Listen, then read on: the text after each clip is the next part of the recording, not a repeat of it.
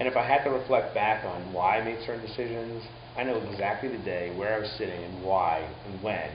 I said, I'm doing it. And it wasn't anything that was rational. I can't explain it to anyone and say, well, you know, I did the analysis, and this, because people say, you'd be an idiot for leaving, because you go from, you know, Reuters, I was living in London, I had an office there, in New York, and it was great, but I decided to give it all up to take, you know, no salary, own, you know, 2% of a company that was in an industry that never existed, the internet, and, you know, media and advertising.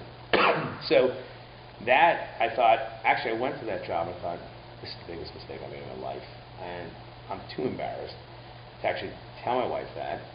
So I'm just going to keep on going along and see what happens. And every day I became more passionate about solving this problem. Our first question is really, you know, if you had to do anything in the world, what would it be? Forget about, you know, money. What would be your passion? If you wanted to start a business, what would that business be?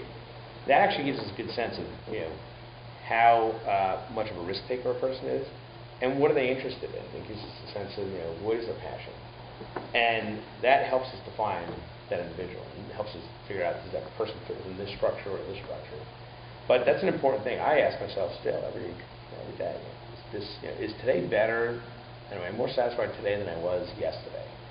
And, you know, there are lulls. You know, when you get beat up in the media and you have a bad analyst call, it's pretty rough. And there are other times like, you know, I want to prove them wrong. So it really